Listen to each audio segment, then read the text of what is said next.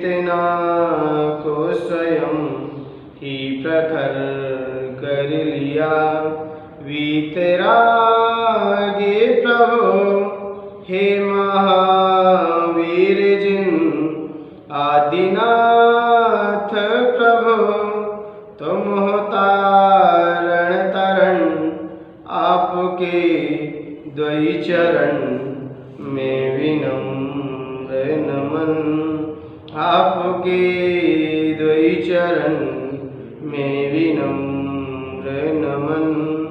निर्विकारी हुए वस्त्र अंबर किए, छोड़कर राग को जो दिगंबर हुए। हे विनम्र गुरु दो मुझे अब शरण, है नमन दे शरण दो समाधि मरण। आपके द्वै चरण में विनम्र नमन। यस्य स्वयं स्वभावाप्तेरभावे कृष्ण कर्मणः, तस्मै संज्ञन रूपाय नमोस्तु परमात्मने। नमोस्तु परमात्मने। जय बोले अनंतानंद सिद्ध परमेश्वर भगवान की। प्रथम तीर्थंकर श्री ऋषभनाथ भगवान की। ब्रह्मदीप शासनक अंतिम तीर्थंकर भगवान महावीर स्वामी की। आचार्य भगवंत गुरु श्री पूज्यपाद स्वामी की। आचार्य भगवंत गुरु श्री व्यास सागर गुरुदेव की। ओम दीक्षा गुरु आचार्य भगवंत गुरु श्री ब्रह्म सागर गुरुदेव की। मथुरा सिद्ध क्षेत्र की जय हो। जय बोलो श्री मुनिराज श्री विमल सागर जी महाराज की जय। कल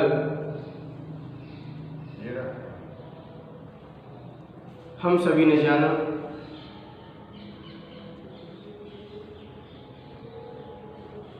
कि अपना जीवन सब्जी की तरह बनाएं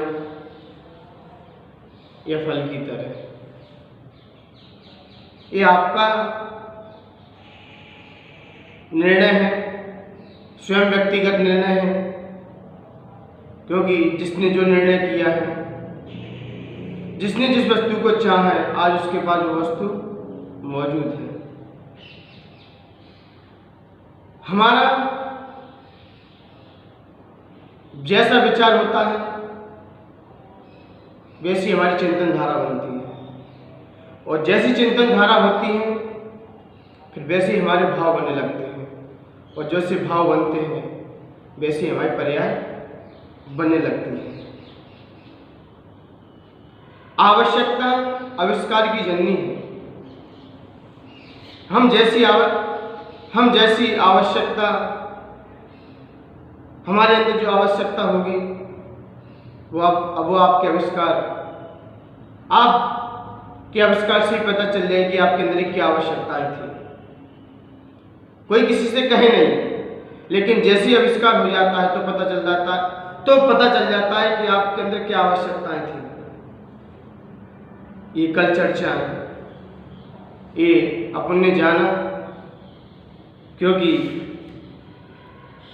ये भोग, ये सामग्री आपको मिली है, आप उनको अपनी व्यवस्था समझकर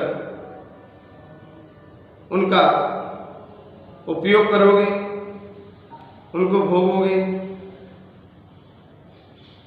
तो शायद आपको छूटने पर भी आपको दुख नहीं होगा, क्योंकि महर्षियों ने भी भोगों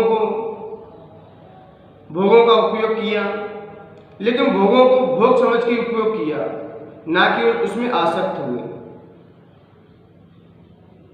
आचार्य ज्ञानी लोग भी कह रहे हैं, महर्षि ने भी कहा है कि भोग को भोगो, लेकिन उसमें अपनी इच्छाएं, अपनी आसक्ति, उसके बिना हम रह नहीं सकते, ये अपनी मूर्खता है। तो ज्ञानी लोगों ने भी कहा है कि भोग भोगो, लेकिन भोग में अपने आप को इतना ही मत भोगो कि आपकी जिंदगी भुग जाए, अपनी जिंदगी भुग जाए। कल इसी संदर्भ में चर्चा चली थी कि प्रारंभ में ये भोग सब हमें बड़ी कठिनाई से संताप देते हैं। पहले तो ये भोग प्रारंभ में संताप देते हैं, आगे चल के हमारी तृष्णा को बढ़ाते हैं, और आगे चल के छूटते हैं, तभी हमें अंतरंग से दुख पैदा करते हैं। तो कल इस पर चर्चाएं थी। आइए आज आचार्य भगवंत अपनी नई चर्चा रखेंगे। वो कहेंगे ये शरीर, यदि हम यह शरीर तो मिला है हमको धन कमाने आदि, यदि ये शरीर, आचार्य भगवंत का कहना है कि जिस काय के लिए सब कुछ किया जाता है, जिस काय के लिए हम सब कुछ करते, दिन रात सुबह से लेकर शाम तक उठते हैं तो अपनी काय के बारे में विचार करते रहते हैं। तो आचार्य भगवंत कह रहे हैं कि काय कैसी है। यहाँ पर इष्टोपदेश है, यहाँ पर संसारी लोगों को भी उपमा लेके बात करेंगे। मुख्यतः है आध्यात्मिकता, उस चेतना को जागृत कैसे करें जो चेतना हमारी अनादिकाल से संसार में भटक रही है। जो पंछी, जो पक्षी जो पिंजरे में बंद है, उसे आजाद कैसे करा। और जब तक वो पंछी आजाद नहीं होगा तब तक वह अपनी शक्ति को भी नहीं पहचान सकता, क्योंकि पक्षी आजाद हुआ करते हैं। ऐसी ये चेतना अंदर की आजाद है, लेकिन इसके कैद कर रखा है किसने? इस शरीर ने। इस शरीर ने इसको कैद कर रखा है। अब उस कैद से इसे कैसे मुक्ति दिलाई जाए?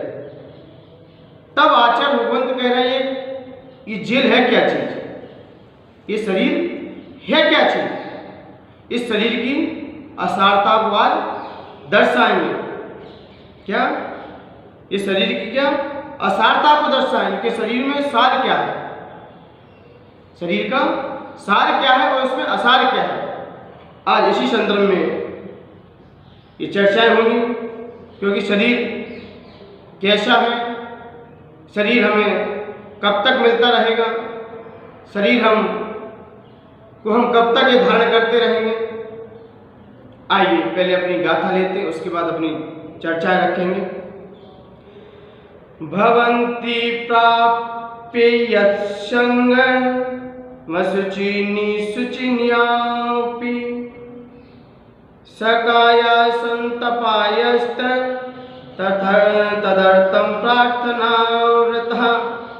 भवन्ति प्राप्य यत्संग मशुचिनी शुचिन्यपि सकाय संतपायस्तः तदर्थं प्रार्थनाव्रतः। यहाँ पर आया है लास्ट में शुचिन्यपि, शुचिन्यपि। पढ़ने का तरीका भवन्ति प्राप्य यत्संग मशुचिनी शुचिन्यपि सकाय संतपायास तदर्थम प्रार्थना व्रथा। ये पढ़ने का उच्चारण था। आइए इसको अर्थ जानते हैं, उसके बाद अपनी क्रम से चर्चा। भवन्ति क्या? यत् संग प्राप्य, जिसका सहयोग पाकर, क्या? जिसका सहयोग पाकर शुचिनी अपि यानी कि अपवित्र भी, वो पवित्र भी, जिसका सहयोग पाकर पवित्र वस्तु भी अशुचिनी अपवित्र भवन्ति हो जाती है। जिसका सहयोग पाकर पवित्र वस्तु भी क्या हो जाती है? अपवित्र हो जाती है। क्या? संसार के जितने भी फल फूल कपूर आदि चंदन इत्र दूध आदि जो सुगंधित पदार्थ हैं, क्या? आदि सुगंधित जो पदार्थ हैं, जो पदार्थ मीठे हैं, देखने में सुंदर है, पवित्र हैं, कैसे हैं? सुंदर हैं। ये पदार्थ भी कैसे हो जाते हैं? ये पवित्र पदार्थ भी इस शरीर के संयोग से कैसे हो जाते हैं? अपवित्र हो जाते हैं। कैसे हो जाते हैं? अपवित्र हो जाते हैं। तो आचार्य भगवंत कह रहे सकाया सा काया सा काया वह शरीर संतत अपाया, क्या? संतत अपाया, सदा अपायामित, सदा दुख का ही कारण है। अपाय में क्या होता है? दुख। ये सदा संतत, ये क्षुधा आदि सदा ये किसके कारण है? दुख के कारण है। अतः तदर्थम उसके लिए प्रार्थना वृथा। तो भोगों की कामना करना व्यर्थ है। क्या? भोगों की कामना करना व्यर्थ है। इस शरीर की कामना करना व्यर्थ है। जो सुगंधित पदार्थ इसके संयोग से क्या हो जाते हैं? अपवित्र हो जाते हैं। कैसे हो जाते हैं? अपवित्र हो जाते हैं। कोई देखना पसंद नहीं करता। आप कहेंगे अपवित्र कैसे हो गए? अरे हमने कितनी अच्छी अच्छी चीज खाई, कितनी स्वादिष्ट चीज खाई, कितनी स्वादिष्ट चीज खाई। आप देखिए, रसगुल्ला लीजिए, आप रसगुल्ला खाइए। रसगुल्ला पहले आपको देखने में कितना अच्छा लगता है, शौकेज में रखा रहता है, कितना अच्छा लगता है। और जैसे ही उसे मुंह में डाला और मुंह में डालकर उसे फिर कटोरी में रख दो और कह 2 घंटे बाद फिर खाएंगे इसे, 2 घंटे बाद फिर खाएंगे, तो रसगुल्ला आप खा लोगे उसको? क्यों? वमन हो गया। इस शरीर के संयोग से, इस शरीर के संयोग से वह पवित्र अपवित्र हो गया। तो मान्य आचार्यों का भगवंत का कहना है कि इस शरीर की बनावट ही ऐसी है, इस शरीर की बनावट ही ऐसी है, क्योंकि ये माता पिता रज बीरज मिलकर बनी देह तेरी। ये देह कैसी बनी अपनी? माता पिता के रज बीरज से मिलकर बनी है। किससे? माता पिता के उस अपवित्र वस्तु से ये क्या शरीर का निर्माण हुआ है, प्रोसेस हुआ है। और फिर कहाँ रहा ये शरीर?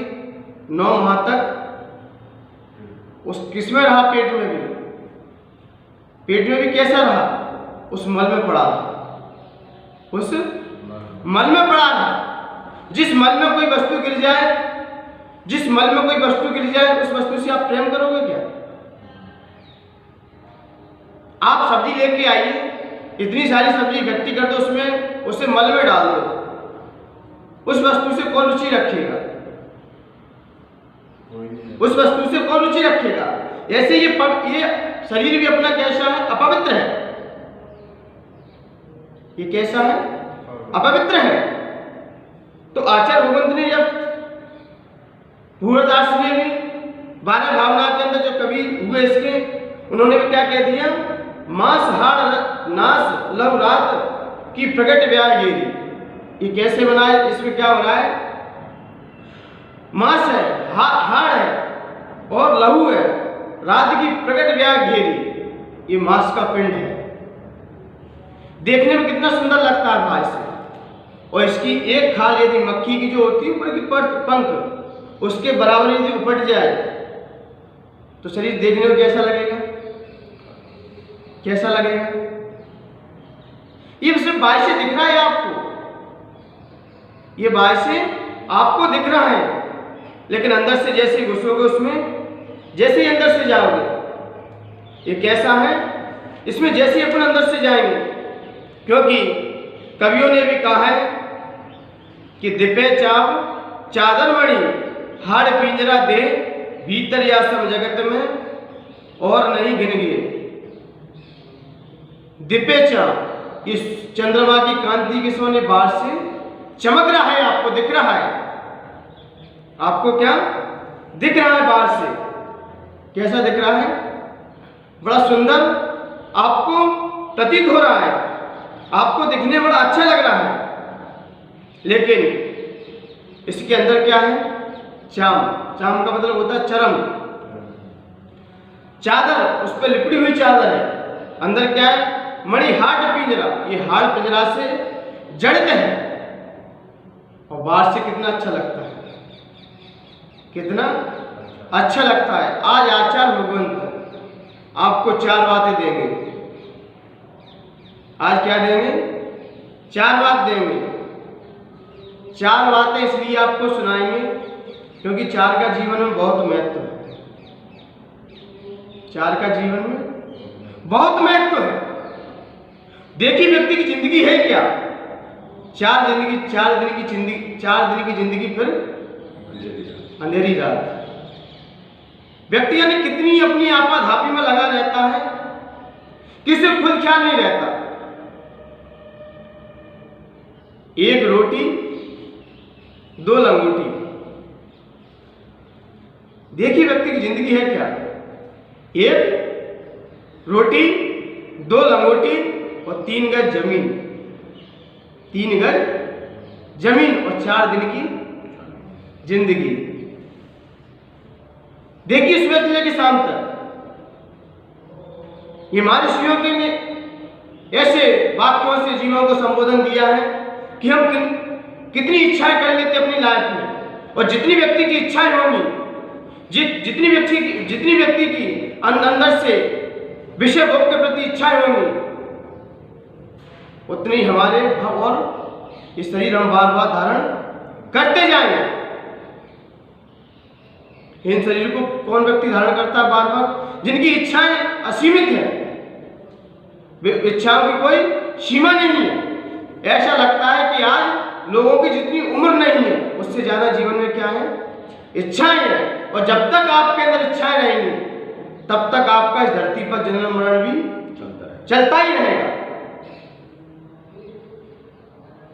व्यक्ति कब तक शरीर धारण करेगा? यह अपवित्र शरीर कब तक धारण करेगा? इसका विनाश करना है कि और आगे बढ़ाना है संतति को? शरीर को और बढ़ाना है कि आपको तोड़ना है? यहां पर खत्म करना है तो आपको शरीर को यहीं पर आपको समझना है। शरीर की अपवित्रता को आप समझिए कि शरीर पवित्र है कि अपवित्र है, इस पर जरा चिंतन कीजिए। क्योंकि जब तक हम शरीर से विरक्त नहीं होंगे, शरीर के प्रति हम अपनी चिंतन नहीं करेंगे, तब तक हमारे जन्म मरण भी कम नहीं हो सकते। क्योंकि आचार्य भगवंत ने आज बहुत अच्छी बात करेंगे। क्या? चाम काम राम और दाम। क्या? चाम का मतलब है, चाम का मतलब शरीर, देह आदि। जब तक हम अपनी देह के प्रति आसक्ति रखेंगे, जितनी हमारी देह के प्रति आसक्ति होगी उतनी हमारे भोग की आसक्ति और बढ़ेगी। क्या? जितनी हम अपने शरीर के प्रति ध्यान रखेंगे, अपने शरीर का ख्याल रखेंगे, अपने शरीर को सजाएंगे, उतनी हमारे अंदर भोग आसक्ति और बढ़ती है। और भोग आसक्ति बढ़ती है तो काम आसक्ति भी अपने आप बढ़ने लगती है।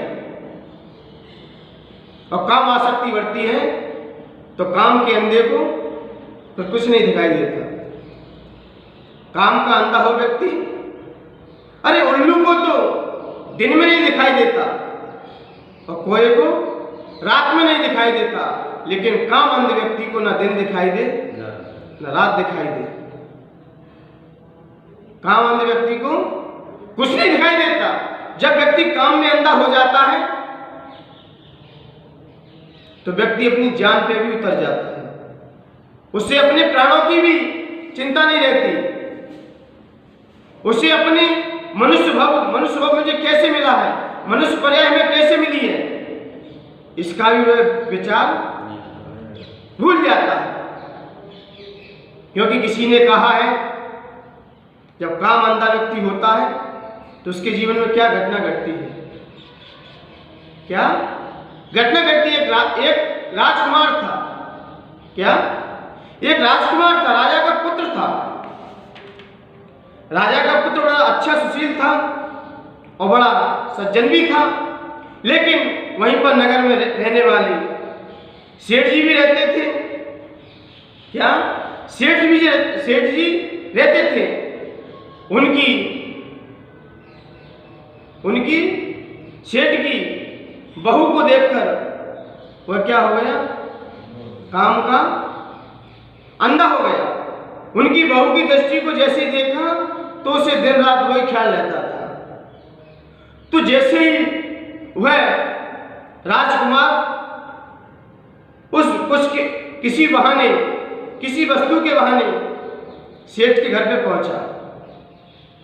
सेठ के घर पे पहुंचा तो जैसे ही बहू से उसकी मुलाकात हुई तो बहू ने तो बहुत बिकी थी, बहुत होशियार थी और दिमाग में बहुत तेज थी।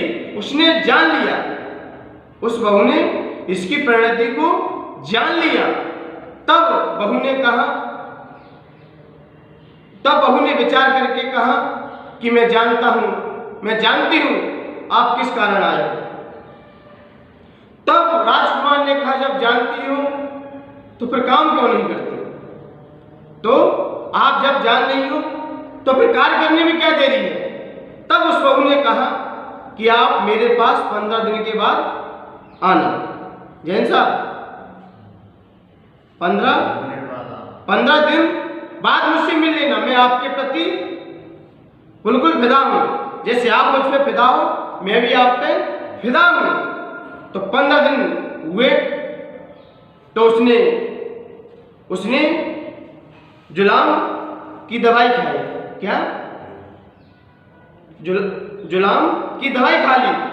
जुलाम की जैसी दवाई खाई तो उसकी शरीर की कांति हटती गई और शरीर भी पतला होता गया और शरीर की चमक भी चली गई और उसे दस्त होने लगे। तो 15 दिन तक उसने एक गटर में जंगल जाती और वहां पर एक मटका गाड़ दिया कि सारी जंगल उस मटके में ही जाती थी। जो दवाई खाती उसका मल उसी में जाता था। तो जैसे 15 दिन बाद वो व्यक्ति आया सामने, राजकुमार जैसे 15 दिन बाद उपस्थित हुआ, तब वह रानी की चमक और तेज सब गायब हो गया और बिल्कुल पतली हो गई। तब वह राजकुमार कहने लगा, तब वह राजकुमार देखकर दंग रह गया। क्या? देखकर दंग रह गया कि मैं किस पे आसक्त था। तब वह बहू उस राजकुमार को लेकर जाती है कि जिस पर तुम मर रहे थे, जिस देह पर तुम फिदा हो रहे थे, वो चीज ये रखी है, देख लो, वो चीज ये रखी है, वो वस्तु ये है। तब उसे ख्याल आ गया कि वास्तव में हम मर भी रहे थे, किस पे मर रहे थे। व्यक्ति की हालत देखिए, व्यक्ति को कितना प्यार में अंधा हो जाता है। क्योंकि जब गांव में हम रहते थे तो गांव में कहावत कहते थे। क्या कहते थे? एक कहावत कहते थे, क्या? प्यास न देखे पानी घाट। जब प्यास लगे व्यक्ति को तो पानी का घाट किसका है? पहले कुएं पे पानी भरा जाता था तो सबके घाट बने रहते कि ये ब्राह्मण लोग इस घाट पे पानी भरेंगे, इस घाट पर वैश्य लोग, सबके घाट अलग अलग थे लेकिन कुआं एक ही था। लेकिन कुआं पहले बहुत बड़े होते थे, बहुत एरिया घेरे रहते थे, लेकिन घाट सबके अलग अलग होते थे। तो गांव में कहते थे कि जब प्यास लगती है तो उसे पानी घाट नहीं दिखाई देता कि किसका है। प्यास न देखे पानी घाट और नींद न देखे टूटी घाट। जब नींद हो तेज, जब नींद आ रही हो आंखों में तो टूटी घाटी मिल जाए तो भी सो जाए। और भूख न देके जूता भात। भूख, यदि भूख तेज लग रही हो तो उसे जूता भात भी रख दो, खा लेगा। और इश्क न देखे जाति बात, इश्क न देखे जाति बात। कोई भी हो व्यक्ति इश्क में इतना पागल हो जाता है, इतना काम का अंधा हो जाता है कि फिर उससे कुछ अच्छे बुरे का भी ध्यान नहीं रहता।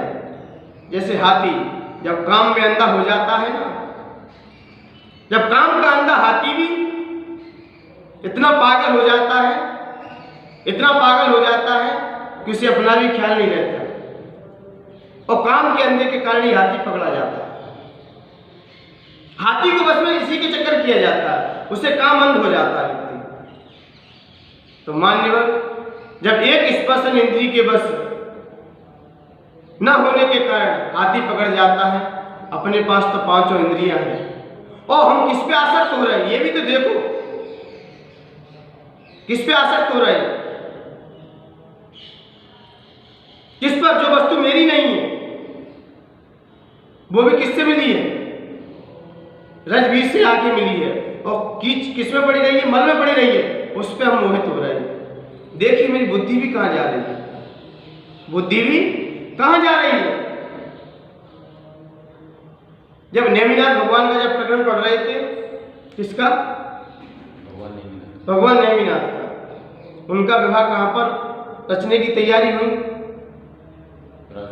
सौरीपुर बटेश्वर से लेकर बारात कहाँ तक गई? गिरनार जी। कहाँ पर? गिरनार। कहाँ गई थी? गिरनार जी। तो वहां पर जैसी बारात पहुंची तो भगवान नेमिनाथ को क्या हो चुका था? वहां पर जैसी पशुओं की चीखार सुनी तो वैराग हो चुका। तो जैसे ही वैराग हुआ तो राजुल भी तड़पने लगे। राजुल भी तड़पने लगे कि मेरा क्या होगा। तो नेमिनाथ के भाई नेमिरथ ने विचार किया कि हमारे भाई तो वैराग की ओर चले गए, वैराग की ओर उन्होंने अपना पथ बढ़ा दिया, अब मैं हूं। तब नेमिरथ ने राजू से कहा कि आपकी सूरत मुझे बहुत अच्छी लग रही है। उन पे फिदा हो चुके, इतने काम के अंदर हो गए वो भी कि उन्हें भी कुछ नहीं दिखाई देने लगा। तब नेमिरथ ने राजू से कहा ठीक है, वो शादी उन्होंने शादी नहीं किया, आप मेरे साथ विवाह रचा सकती हो। तब राजुल ने कहा कि मैं अभी आ रही हूं, मैं अभी आपके पास आ रही हूं, अभी मैं आपसे चर्चा करती हूं। राजुल अंदर गई, राजुल अंदर गई और एक दूध लेके आई। क्या? दूध लिया और दूध में नेमिरथ के सामने उसमें थूक दिया। क्या कर दिया? थूक दिया। और फिर नेमिरथ से कहा इसे आप पी लो, इसे आप पी लो। तो नेमिरथ ने कहा कि आप ये क्या कह रही हो, मेरे साथ ऐसा दुर्व्यवहार क्यों कर रही हो, मेरा क्यों दुर्व्यवहार कर रही हो? तब राजुल ने कहा जब आप ये दूध नहीं पी सकते, जब हमने थूक दिया तो आप दूध नहीं पी सकते, तो आप मेरे साथ कैसे रहोगे? मेरे साथ कैसे रहोगे? बोले इसमें क्या बात है, आपके साथ मैं रह लूंगा।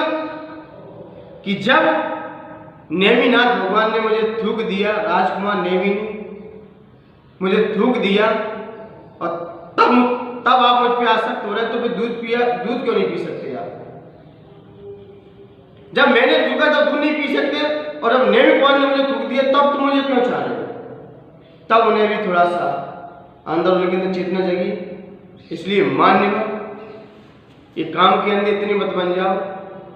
जब तक हम चाम में मत उलझो, इस चाम में जब तक हम उलझे रहेंगे, जब तक हम शरीर में उलझे रहेंगे, तब तक हमारे अंदर भोग आसक्ति और बढ़ती रहेंगी, और भोग आसक्ति बढ़ेंगी तो हमारे अंदर काम आसक्ति भी बढ़ती रहेंगी। तो चाम में मत उलझिए, और चाम में ना उलझकर काम के दास भी मत बनिए। चाम में ना उलझकर काम के दास मत बनिए, और अपने राम को पहचानिए, अपने राम को पहचानिए और शिव धाम को पाने का प्रयत्न कीजिए। मैंने पहले ही 4 बात कह दिए थे कि चाम, काम, राम और दाम, ये 4 ही बात सुना रहा हूं। जब तक हम देह के प्रति हमारी अनासक्त भाव रहेगा, जब तक हमारे अंदर देह के प्रति अशुचि भावना के प्रति जितना हमारा चिंतन दौड़ेगा, जितना हमारा मंथन दौड़ेगा, तो हम भी इस देह से विरक्त होकर, इस मनुष्य पर्याय से भी विरक्त होकर हमारे अंदर काम वासनाएं भी समाप्त होती चली जाएगी। पहले हमें अपनी देह से विरक्त होना है, वस्तु से विरक्त नहीं होना है, अपनी देह से विरक्त होना पहले। और जो व्यक्ति देह से विरक्त हो लेता है उसे पर वस्तु में भी रुचि नहीं रहती, उसे पर वस्तु में भी रुचि नहीं रहती। और जो व्यक्ति अपनी देह के प्रति आसक्त है, देह को सजाने में लगा हुआ है, देह की साज सज्जा में लगा हुआ है।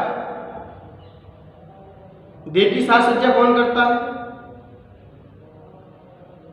जिसे अपने भोगों से राग है, जिसे भोगों से प्रेम है। और साज सज्जा कौन करता है? कौन करता है? जिसे जिसे जिसे जिसे अपने शरीर से प्रेम है, वही शरीर को सजाता है, वही शरीर को चमकाता है। और जैसे अपनी आत्मा से प्रेम होता है, वो शरीर कैसा भी हो, शरीर कैसा भी हो, वो शरीर पे नहीं मरता, वो शरीर पे नहीं मरता। वो किस पे मरता है? किस पे मरता है? गुणों पे मरता है।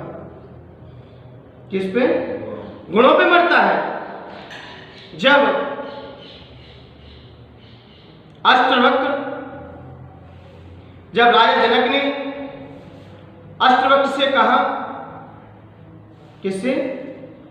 अष्टवक्र से कहा कि आज आपको मेरी सभा में पधारना है और सभी आत्माओं को, सभी जीवों को आपको संबोधन देना है। तो अष्टवक्र का मतलब क्या होता है? उसकी 8 जगह से क्या? 8 जगह शरीर टेढ़ा था। उसका शरीर 8 जगह से टेढ़ा था। क्या था? शरीर टेढ़ा मेढ़ा था। तो जैसे ही अष्टवक्र राजा जनक के दरबार में पहुंचे, राजा जनक के दरबार में पहुंचे, तो जैसे ही पहुंचते ही सामने जैसे ही पहुंचे तो लोग हंसने लगे। लोग क्या? हंसने लगे। तो जैसे ही हंसे तो अष्टवक्र को थोड़ा सा फीलिंग हुई। उन्होंने कहा, उन्होंने कुछ नहीं कहा, लेकिन उन्होंने अपने अंदर ही अंदर सोचा और सोचकर वो राजसभा से चल दिए। तो राजा जनक ने कहा कि अष्टवक्र, आप तो ब्रह्म तत्व का उपदेश दीजिए, इन जीवों को ब्रह्म तत्व का उपदेश दीजिए। तब अष्टवक्र ने कहा, इन चमारों को उपदेश क्या दें? किनको? इन चमारों को उपदेश क्या दें? तब राजा जनक ने कहा, ये बात क्या कह रहे हो? तब अष्टवक्र ने कहा कि जब इनको मेरा चरण देखकर हंस रहे हैं, मेरे शरीर को देखकर हंस रहे हैं, इन्हें अभी तक आत्म तत्व का ज्ञान नहीं है, उसका भी इन्हें बोध नहीं है, तो उसका उपदेश सुनेंगे कैसे? जब तक आपके अंदर आत्म तत्व के प्रति रुचि नहीं है, तो आत्म तत्व का उपदेश होता भी है तो फायदे कितना है, आपको मिलेगा क्या? और देखिए, विषय भोग के उपदेश मिले, विषय भोग वासनाओं के उपदेश मिले तो पब्लिक बहुत जाती है, पब्लिक अपार जाती है। और तत्व का उपदेश हो, जहां पर आत्मा की चर्चाएं हो, जहां पर उस ब्रह्म तत्व की बातें हो, उस ब्रह्म तत्व की बातें यदि सुनाई जाए तो व्यक्ति भग जाता है। और जहां पर विषय भोग की बातें हो, विषय वासनाओं की बातें चल रही हो, वहां पर व्यक्ति कितनी रुचि से सुनता है। इससे पता चल जाता है कि किसमें रुचि रखता है। ये बहिरात्मा व्यक्ति किसमें रुचि रखता है, और जो अंतरात्मा होता है वो किसमें रुचि रखता है, और जो परमात्मा होता है किसमें रुचि रखता है। जो व्यक्ति अंतरात्मा होगा, जो व्यक्ति अपनी आत्मा के प्रति रुचि रखता होगा, वो वहां पर तत्व की बातें उसे अच्छी लगती हैं। और जिसे विषय भोग, जो बहिरात्मा होता है, उसे ये विषय भोग की बातें सुनाओ तो बड़ी अच्छे से सुनता है। विषय भोग की बातें चल रही हो तो कितनी रुचि का सुनता है, और जहां पर तत्व चर्चा हो रही हो तो उन्हें भूल जाता है। क्यों भूल जाता है? क्योंकि इसमें अनादि से संस्कार विषय भोग के पड़े हैं। तो आचार्य भगवंत का यह कहना है कि जब तक हम अपने शरीर से विरक्त नहीं होंगे, जब तक हमें इस शरीर से विरक्ति नहीं झलकेगी, तब तक हम दूसरे के गुण के अपने गुण भी नहीं देख सकते। संत महात्मा होते हैं, वो शरीर पे नहीं मरते, वो चरम को देखकर नहीं मरते, वो गुणों से प्रेम रखते हैं। वो किससे प्रेम रखते हैं? गुणों से प्रेम रखते हैं। और जो विषय भोगी होते हैं वो चरम को देखकर मर जाते हैं, चरम को देखकर ही वो फिसल जाते हैं। तो मान्यवर इनकी बुद्धि भी कैसी है?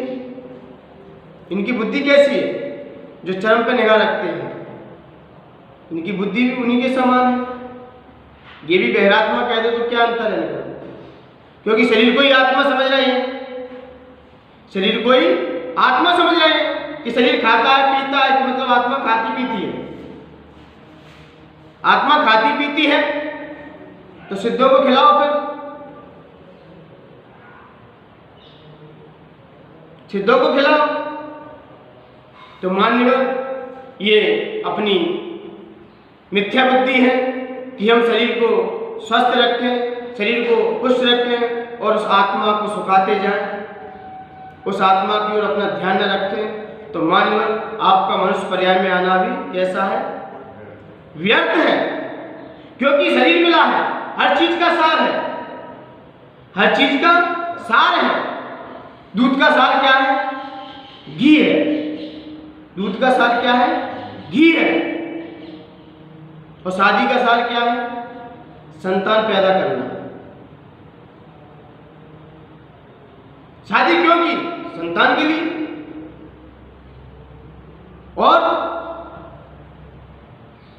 शरीर का सार क्या है? शरीर का सार क्या है? विषय भोग में रमना, घर मकान बनवा लेना, शादी कर लेना। अरे शरीर का सार है तो संयम है। शरीर का सार क्या है? संयम है। संयम से समाधि मरण करना। तो संयम का सार क्या है? समाधि मरण। तो पहले हम संयम धारण करेंगे, उसके बाद समाधि मरण होगा। और जब तक हमें शरीर से संयम धारण नहीं करोगे तो आप में और त्रियंच में कोई अंतर नहीं है। क्योंकि त्रियंचों के अंदर काम वासनाएं सीमित होती हैं, वो अपने समय पर करते हैं, लेकिन आप तो उनसे भी नीचे हो। देखिए डॉगी श्वान बोलते हैं, जिसे कुत्ता बोल देते हैं, श्वान बोलते हैं, वैसे तो डॉगी बोलते हैं। इनके देखिए ये काम वो कब करते हैं। भैंस देखिए, त्रियंचों में देखिए काम भोगों की वासना कब कब जगती है। समय होता है इनका, सीमित समय है, लेकिन आपका तो कोई समय ही नहीं है। आप तो उनसे भी नीच हो। इस दृष्टि से देखा जाए तो त्रियंच भी श्रेष्ठ कहलाएंगे। इसलिए मान्यवर आपको ये मनुष्य पर्याय मिली है, इन विषय भोगों में ना गमाइए, इन विषय भोगों में ना फंसाइए।